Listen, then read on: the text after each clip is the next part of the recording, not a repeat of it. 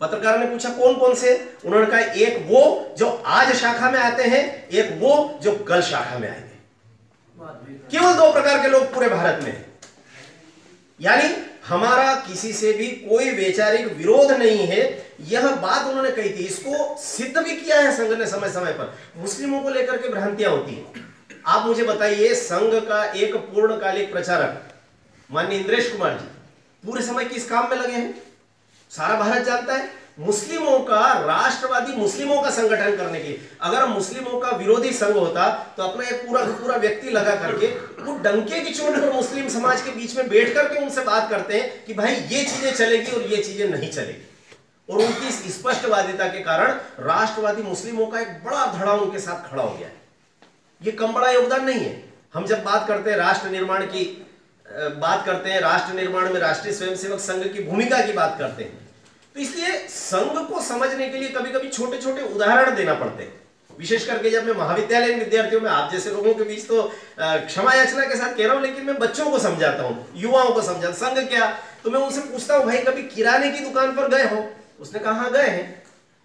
बच्चों को बड़ी भ्रांति होती है, उनको लगता है कि यहां नेकर पहन करके संघ दक्ष आरंभ किया तो पार्षद का टिकट मिलेगा, विधायक का टिकट मिलेगा, सांसद बन जाएंगे, वगैरह वगैरह मूर्खताएं आजकल चलने लगी। युवा पीढ़ी को समझ नहीं आता है संघ यानी क्या, अपना निजी समय देना, अपना पैसा देना, धन लगाना, सब कुछ परिवार को दिया जाने वाला समय भी समाज और राष्ट्र को देना, ये संघ है। तो मैं उनको कहता हूं किराने की दुकान पर गए हो? कहां गए? क्या क्या सामान लाते हो? कहा किराने का सामान लाते हैं। अच्छा ठीक है, क्या क्या लाते हो? तेल लाते हैं, शक्कर लाते हैं, मिर्ची लाते हैं, हल्दी लाते हैं, ये सब लाते हो, किराना लाते हो क्या? वो कहते किराना, किराना क्या, यही तो किराना। मैंने कहा नहीं, ये तो शक्कर है, हल्दी है, तेल है, किराना क्या होता है? जिस किराने की दुकान है, मैंने कहा संघ को अगर समझना है तो तुम केवल शक्कर को अगर किराना समझोगे तो गलती करोगे। राजनीति में प्रवेश करना, यह संघ का प्लेटफॉर्म उपयोग करना, इससे बड़ा पाप दुनिया में नहीं हो सकता। और दूसरी बात, निष्ठा की जहां तक बात है, जहां तक एक निष्ठ भाव से अपने वैचारिक अधिष्ठान पर टिके रहने का प्रश्न है, तो उसके लिए केवल एक उदाहरण मैं देता हूं। मैं उनको कहता हूं कि संघ यानी हिंदुत्व, संघ यानी हिंदू समाज का संगठन। एक वाक्य में पूरा संघ अगर आपको समझना है तो केवल संघ इतना सा है। आप कहेंगे कि ये पंखा है, ठीक है, पंखे का काम है हवा देना, फ्रिज का काम है पानी को ठंडा करना, इस ट्यूबलाइट का काम है प्रकाश देना। लेकिन ये सब काम कब हो पाते हैं? जब इनके अंदर तारों से एक विद्युत दौड़ करके जाती है। संघ के जितने संगठन आप सबको दिखाई देते हैं, और इन संगठनों के बारे में भी आपको एक बड़ी मजेदार घटना सुनाता हूं। इंदौर में परम पूजनीय बाला साहब देवरस पधारे और वहां पर पत्रकार वार्ता हुई। एक हमारे यहाँ नई दुनिया समाचार पत्र निकलता, उनके मालिक और संपादक थे, बहुत वरिष्ठ पत्रकार। उन्होंने प्रश्न किया बाला साहब देवरस से कि बाला साहब, ऐसा सुनने में आया है कि बहुत सारे संगठन आपके हैं, ऐसे कितने अनुषंगिक संगठन तैयार हो गए राष्ट्रीय स्वयंसेवक संघ के? तो उन्होंने कहा कि भाई पत्रकार हो, आपकी अनुमति से सच बोलूं कि झूठ बोलूं? उन्होंने कहा साहब मैंने तो सच सुनने के लिए आपसे प्रश्न किया है, झूठ काहे के लिए बोलते हैं? उन्होंने कहा सच अगर उत्तर देना है तो मुझे भी नहीं पता। संघ का सरसंघ चालक एक अखबार के संपादक से कह रहे हैं मुझे भी नहीं पता। फिर उन्होंने स्पष्ट किया, उन्होंने कहा जिस समय आप मुझसे यह प्रश्न कर रहे हैं उस समय भारत के किसी कोने में राष्ट्रीय स्वयंसेवक संघ का एक नया संगठन तैयार हो रहा है। आप कल्पना नहीं कर सकते कितने संगठन। हमारे अपने संगठनों की संख्या 120, 140, 145 जो हम सुनते हैं ना, इससे कहीं ज्यादा है। अब तो वटवृक्ष के तने की जो जड़ें हैं वो इतनी ज्यादा फैल गई है कि वो जमीन में प्रवेश कर गई। अब तो तने को और जड़ से बने हुए तने को पहचानना मुश्किल हो जाता है, और उसमें से निकली हुई जड़ें इतनी बड़ी बड़ी हो गई है कि मूल तना उससे छोटा दिखाई देता है। विद्या भारती 40,000 से अधिक स्कूल पूरे देश भर में, विश्व का इकलौता संगठन जो गैर सरकारी, बिना किसी का चवन्नी का सहयोग लिए लाखों विद्यार्थियों को पढ़ा रहा है। पूर्व छात्रों की 1.5 करोड़ 2 करोड़ छात्रों की शक्ति खड़ी हो गई है। पूर्व छात्र वर्तमान में पढ़ रहे 45 लाख छात्र, 1.5 लाख आचार्य शिक्षक, इतना बड़ा विद्या भारती। और इस प्रकार के कितने ही संगठन है। भारतीय मजदूर संघ स्वयं मजदूरों के बीच काम करता है, लेकिन उसके अनुषंगिक संगठन, इन्हें जड़ की जड़ें और फैल रही है, तने के तने और बढ़ते जा रहे हैं। इतना बड़ा यह विशाल वटवृक्ष।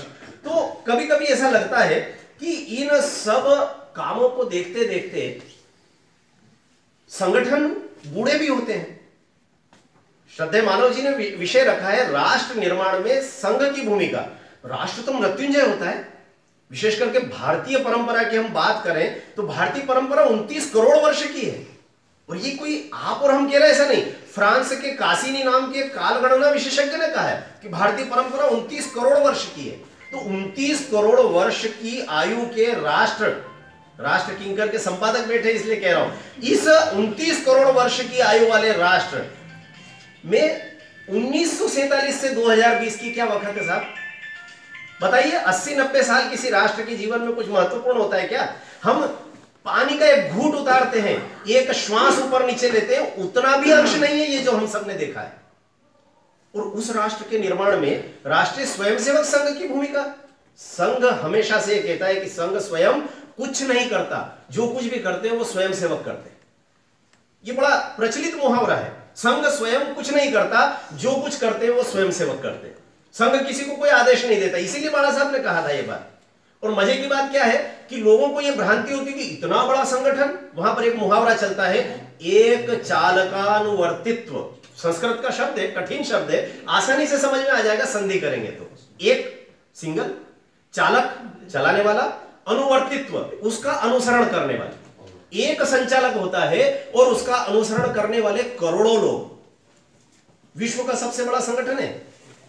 तो हमारे उन्हीं पत्रकार महोदय ने दूसरा प्रश्न बाला साहब देवव्रत से किया। नहीं, बाला साहब देवव्रत से नहीं, मोहनराव जी भागवत जब आए थे तब की बात है। वो नई दुनिया के मालिक उस समय भी महेश नगर की धर्मशाला में पत्रकार वार्ता चल रही थी। मैं चूंकि प्रचार विभाग देखता था संघ का, प्रांत का, तो उन्होंने प्रश्न किया, एक पत्रकार ने भागवत जी से प्रश्न किया था कि सब बाकी सब तो ठीक है, लेकिन ये जो आपका एक चालकानुवर्तित्व हमने सुना, कहीं से पढ़ करके आए थे वो संघ को। बोले इसके कारण से लोगों को ऐसा मानना है कि संघ में हिटलर शाही चलती है, डिक्टेटरशिप चलती है। एक आदमी ने कह दिया, सारे लोग भेड़ चाल से उसके पीछे चले जाते हैं और वो आदमी किसी की नहीं सुनता।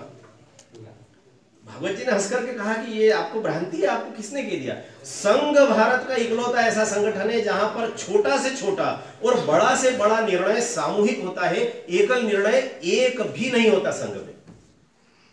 उन्होंने कहा कि आप जो कह रहे हैं ना कि वो जो सरसंघ चालक नाम का व्यक्ति होता है जिनके पीछे एक चालकानुवर्तित्व के कारण सब चलते हैं, वो किसी की नहीं सुनते। उन्होंने कहा एक उदाहरण देता हूं मैं, आपके प्रश्न का उत्तर देना तो कठिन है, वो तो नहीं दे पाऊंगा, लेकिन एक उदाहरण बताता हूं। बोले मैं अभी परसों नागपुर में था। नागपुर में पूज्य बाला साहब देवव्रत अभी अत्यधिक अस्वस्थ है, इसलिए वो सायं भाग की जो शाखा लगती है, सायं शाखा, वो छोटे छोटे बच्चों की लगती है शाम की, प्रातः शाखा बड़ों की रहती है। तो बोले एक बच्चों की शाखा वहीं पर जो संघ मुख्यालय महाल में, वहां पर मैदान पर लगती है। तो स्वाभाविक है, बच्चे शाखा में खेलते हैं तो मस्तियां भी होती है, सब कुछ होता है। तो जो मुख्य शिक्षक था उसने एक चंचल बच्चे को धप मार दी और एक चांटा मार करके कहा कि तू बहुत मस्ती करता है, अनुशासनहीनता करता है। उस बच्चे ने, जब मुख्य शिक्षक ने उसको एक चांटा मारा धीरे से, प्रेम से, तो उसने वहीं से चिल्ला करके, बाला साहब देवव्रत स्वास्थ्य लाभ ले रहे महाल पर इस समय, तो वो आराम कुर्सी पर बैठे हुए थे, तो वो बच्चा वहीं से चिल्ला करके बाला साहब को कहता है, ओ बाला साहब समझा लेना आपके मुख्य शिक्षक को, ये मारता है। भागवत जी ने कहा कि इससे ज्यादा पारदर्शिता और इससे ज्यादा नीचे से नीचे इसके व्यक्ति की ऊपर से ऊपर के व्यक्ति तक पहुंच का कोई उदाहरण आपको भारत में दिखाई देता है क्या? इससे श्रेष्ठ उदाहरण और क्या हो सकता है? तो इसलिए संघ के बारे में सामान्यतया भ्रांतियां बहुत है। इसलिए मैंने मानव जी से भी कहा था कि कुछ मुहावरे जो प्रचलन में, उनको लेकर के भ्रांतियां न रहे। एक और मुहावरा प्रचलित है संघ के, हम सब स्वयंसेवक, मेरी जितनी आयु है कुल मिलाकर के उससे 5 वर्ष कम मेरी संघ आयु है। हमारे एक संघ आयु शब्द चलता है, पहली बार शाखा में ध्वज प्रणाम हमने किया, हमारी संघ आयु वहां से प्रारंभ होती है। मेरी मूल आयु से 5 वर्ष का, मैंने 5 वर्ष की उम्र में पहली बार नेकर पहन करके मेरे पिताजी के साथ मैंने ध्वज प्रणाम किया था।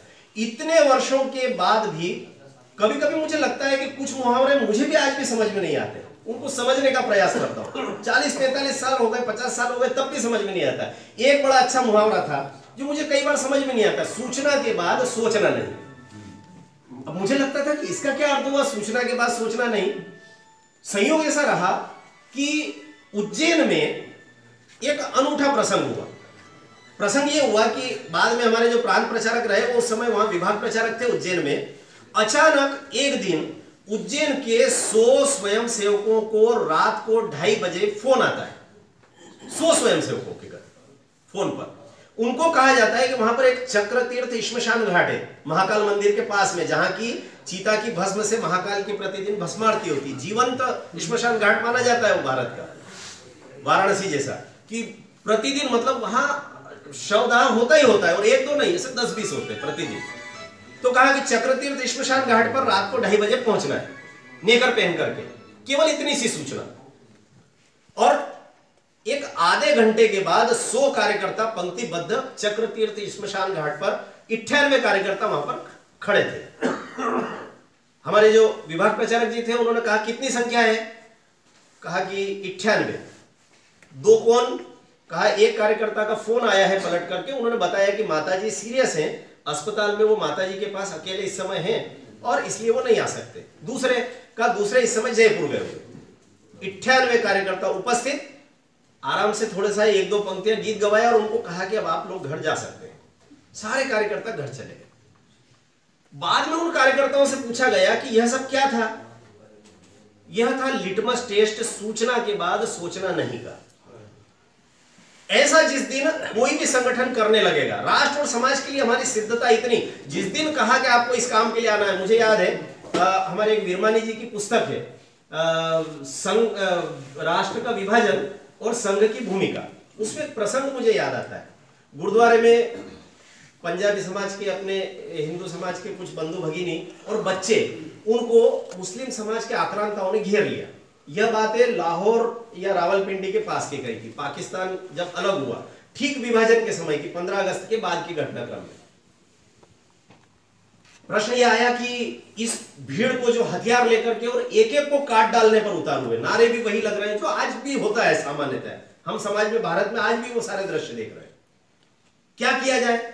गुरुद्वारे का दरवाजा लग गया है, अंदर उस भीड़ में संघ के कुछ स्वयंसेवक भी थे, और संघ का कार्यकर्ता सामान्यतया कुत्ते भगाने के लिए डंडा साथ में रखता है, ये हम सबको पता है। इसलिए कुछ कार्यकर्ता तैयारी से थे, उनके पास कुछ हथगोले थे। परिस्थिति विकट थी, इसलिए पता था कि कभी भी संघर्ष हो सकता है।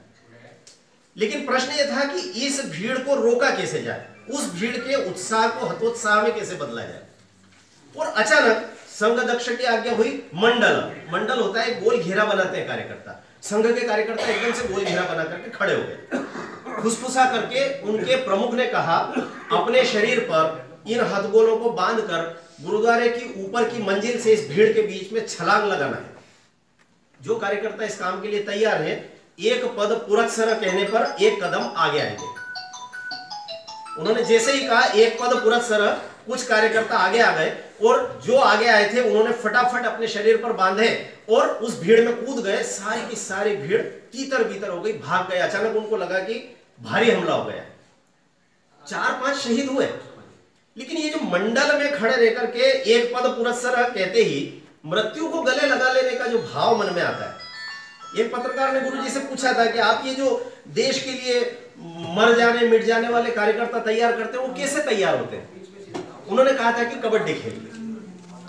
पत्रकार ने कहा ये क्या बात है? उन्होंने कहा हम शाखा में कबड्डी खेलते हैं, जब पाले में घुसते हैं तो शत्रु का भय नहीं होता, और यह तय करके जाते हैं कि या तो मारेंगे या मर के आएंगे। और ये कबड्डी हमको सिखाती है कि जब राष्ट्र देवता के चरणों में फूल अर्पित करने का अवसर आता है, तो प्रत्येक स्वयंसेवक की ये इच्छा रहती है कि ताजा फूल ही क्यों न भारत माता के चरणों में चढ़ाया जाए, क्यों इस फूल को बासी होने दिया जाए। और इसलिए भरी जवानी में राष्ट्र के लिए प्राण देने वाले राजा भाव महाकाल से लेकर के अभी जो प्रसंग में सुना रहा था, ऐसे कई प्रसंग आप सबको दिखाई देंगे। और इन सब के बीच में कई बार ऐसा लगता है कि इन कार्यकर्ताओं को तैयार कैसे किया जाता है, संघ का मूल मंत्र क्या है, कैसे संघ के स्वयंसेवक एक सूत्र में बंध करके काम करते रहते हैं। तो उसका एकमात्र सूत्र जो मुझे आज तक समझ में आया, वो हमारे संघ के गीत की मुखड़े की पंक्ति है, शुद्ध सात्विक प्रेम अपने कार्य का आधार है। पुराने कार्यकर्ता जो होंगे उनको पता है ये जो शुद्ध सात्विक प्रेम है। मुझे आज भी याद आता है, मैं जब सरस्वती शिशु मंदिर में आचार्य था, मेरे साथ एक आचार्य थे सुनील सोनी। अचानक सुबह आए और विद्यालय आकर के रोने लगे। मैंने कहा क्या हो गया? कहा यार मिका जी, ये संघ के प्रचारक होते किस मिट्टी के बने हुए? मैंने कहा क्यों, क्या हो गया? कहा आज प्रवास पर एक संघ के प्रचारक मेरे घर आए हुए थे, रात्रि में हम मेरे यहाँ रुके थे, और वो रहने वाले लाहौर के हैं, सिंधी कार्यकर्ता, संघ के प्रचारक के रूप में जीवन दान कर दिया था। तो वो रहने वाले लाहौर के, रतलाम जिले के आलोट जैसे नगर में वो पहली बार आए थे। मेरे परिवार से उनका दूर दूर तक कोई संबंध नहीं, जीवन में पहली बार हम लोगों से परिचय हुआ। लेकिन मेरे भाई अनिल को कल रात से बहुत तीव्र ज्वर हुआ और इतने तेज बुखार में थोड़ी देर सेवा शुश्रूषा की, एक आध क्रोसिन दी और बोले दादा भी सो गए, उनके पिताजी दादा भी सो गए, भाई भी सो गए, दादी माँ थी घर में वो भी सो गई। लेकिन वो जो संघ के प्रचारक थे वो रात भर अनिल का सिर अपनी गोद में लेकर बैठे रहे और ठंडे पानी की पट्टियां बदलते रहे। केवल इतना नहीं तो जब जब उसका ज्वर बढ़ता था, हम लोग में से जब क्रमशः हम लोग उठ करके जाते थे तो उनकी आंखों से झरझर आंसू बह रहे होते थे। कैसे करता था ये व्यक्ति? यही है शुद्ध सात्विक प्रेम, अपने कार्य का आधार। संघ के संगठन को खड़ा करने के लिए संपर्क, लगातार संपर्क। मुझे याद आता है एक बैठक में कार्यकर्ताओं के बारे में गुरुजी पूछ रहे थे, परम पूजनीय गुरुजी बैठक में व्रत ले रहे थे। उन्होंने कहा कि एक पुराने कार्यकर्ता का नाम लिया, बहुत जल्दी समाप्त करता हूं 5 मिनट में, है। और उन्होंने कहा कि अमुक कार्यकर्ता आज बैठक में क्यों नहीं है? तो जैसा आमतौर पर होता है संघ में धींगा मस्ती भी खूब होती है। आप देखेंगे कि वयोवृद्ध कार्यकर्ता दौड़ रहा है, पीछे से उसकी पीठ पे एक बच्चा धप लगा रहा है, फिर परावर्तन होता है तो वो बुजुर्ग व्यक्ति छोटे बच्चे की पीठ पे धप लगाने लगते हैं। ऐसे खेल है हमारे यहाँ। तो उन्होंने जैसे ही बैठक में पूछा कि वो कार्यकर्ता क्यों नहीं आए, तो मजाक में एक दूसरे कार्यकर्ता ने कहा कि बल्ब फ्यूज हो गया है। परम पूज्य गुरुजी ने तुरंत उनको टोका। उन्होंने कहा आज ये शब्द प्रयोग किया है, आज के बाद जीवन में अपने कार्यकर्ता के लिए ये शब्द कभी प्रयोग मत करना। उन्होंने कहा कि तुमने ये पता करने का प्रयास किया है क्या कि बल्ब फ्यूज है कि कॉन्टेक्ट लूज है? यह जो शुद्ध सात्विक प्रेम अपने कार्य का आधार है, यह आसानी से खड़ा नहीं होता। डॉक्टर हेडगेवार जी एक दिन बहुत बेचैन मुद्रा में टहल रहे थे। कार्यकर्ता ने पूछा क्या हो गया, आप इतने बेचैन क्यों, ऐसा लग रहा है कि बहुत परेशान। कल रात को मैंने सपना देखा कि अपने घर की दीवार की ईंटें ढह गई है। तो क्या हुआ, सपना ही तो